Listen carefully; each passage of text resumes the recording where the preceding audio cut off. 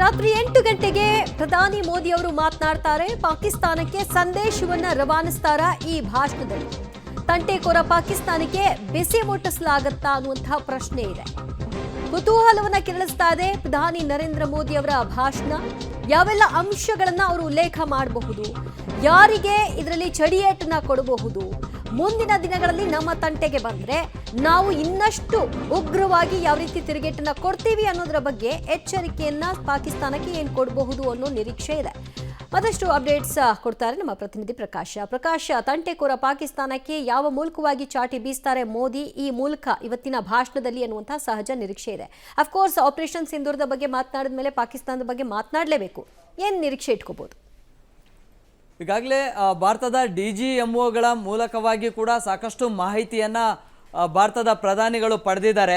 So ಯಾವುದೆಲ್ಲ ವಿಚಾರಗಳನ್ನು ಪಾಕಿಸ್ತಾನದ DGMOಗಳ ಮುಂದೆ ಪ್ರಸ್ತಾವನೆ ಮಾಡಬೇಕು ಅನ್ನುವಂಥದ್ದನ್ನು ಕೂಡ ಒಂದಿಷ್ಟು ಸಲಹೆಗಳನ್ನು ಅಥವಾ ಅವರ ಅಭಿಪ್ರಾಯಗಳನ್ನು ಕೂಡ ಹೇಳಿದ್ದಾರೆ. ಸೊ ಅಲ್ಲಿನ ಬೆಳವಣಿಗೆಗಳು ಏನಾಗುತ್ತೆ ಆ ವಿಚಾರಗಳನ್ನು ಕೂಡ ಬಳಸ್ಕೊಂಡು ಈ ಒಂದು ಭಾಷಣದಲ್ಲಿ ಮಾತನಾಡುವಂತಹ ಸಾಧ್ಯತೆಗಳಿದ್ದಾವೆ. ಈಗಾಗಲೇ ಕದನ ವಿರಾಮ ಒಪ್ಪಂದಕ್ಕೆ ಪಾಕಿಸ್ತಾನ ಕೂಡ ಒಪ್ಕೊಂಡು ಆನಂತರ ಅದನ್ನು ಉಲ್ಲಂಘನೆ ಮಾಡಿತ್ತು. ಸೊ ಆ ಒಂದು ವಿಚಾರಗಳ ಬಗ್ಗೆ ಕೂಡ ಪ್ರಸ್ತಾಪ ಮಾಡುವಂಥದ್ದು ಕೂಡ ಸಾಧ್ಯತೆಗಳಿದ್ದಾವೆ.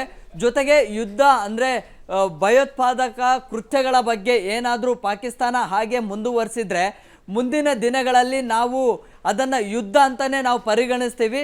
ಸೊ ಆನಂತರ ನಮ್ಮ ದಾಳಿಗಳು ಅಥವಾ ನಮ್ಮ ಯುದ್ಧದ ಮಾದರಿಯಲ್ಲಿ ಆರಂಭ ಆಗುತ್ತೆ ಅನ್ನುವಂಥದ್ದನ್ನು ಕೂಡ ಹೇಳಿದ್ದಾರೆ. ಸೊ ಈ ಮೂಲಕವಾಗಿ ಪಾಕಿಸ್ತಾನಕ್ಕೆ ನೇರ ಎಚ್ಚರಿಕೆಯನ್ನು ಕೊಡುವಂತಹ ಪ್ರಯತ್ನಗಳಾಗುತ್ತೆ. ಇಲ್ಲಿ ತನಕಲೂ ಕೂಡ ಉಗ್ರರ ಕ್ಯಾಂಪ್ಗಳನ್ನು ಅಥವಾ ಉಗ್ರರ ಮೇಲಿನ ಈ ಒಂದು ಕಾರ್ಯಾಚರಣೆಗಳು ಅನ್ನುವಂಥದ್ದು ಇತ್ತು.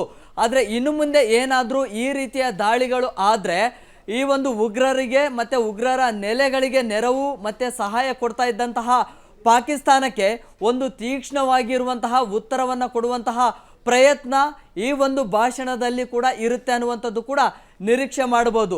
ಅದಕ್ಕೆಲ್ಲವೂ ಕೂಡ ಮೀರಿ ಮುಂದೆ ಈ ಒಂದು ಒಪ್ಪಂದವನ್ನ ಯಾಕೆ ನಾವು ಒಪ್ಕೊಂಡ್ವಿ ಅನ್ನುವಂಥದ್ರ ಬಗ್ಗೆ ಒಂದು ಸ್ಪಷ್ಟವಾಗಿ ಹೇಳುವಂತ ಪ್ರಯತ್ನಗಳು ಕೂಡ ಆಗುತ್ತೆ. ಎಸ್